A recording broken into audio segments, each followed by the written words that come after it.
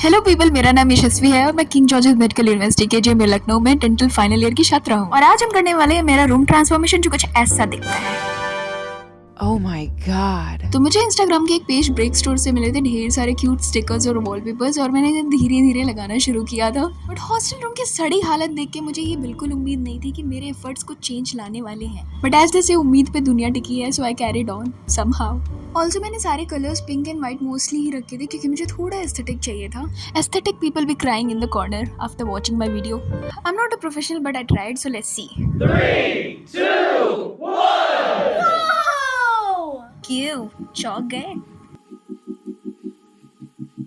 ये room transformation करने के बाद I almost felt like God, because मैंने कुछ नया क्रिएट किया था। प्लीज़ मेरे कमेंट सेक्शन में गालियाँ मत लिखना। बट जोक्स अपार्ट यार, I really like it. I mean it's really appreciable. थोड़ा तो है, तो अगर तुम्हें भी अच्छा लगा तो please like, comment and subscribe to my Like, channel. I don't bye think you bye. should ever have to apologize for your excitement just because it's like, I don't know, just because something's cliche doesn't mean that it's not something that's awesome. The worst kind of person is someone who makes someone feel bad.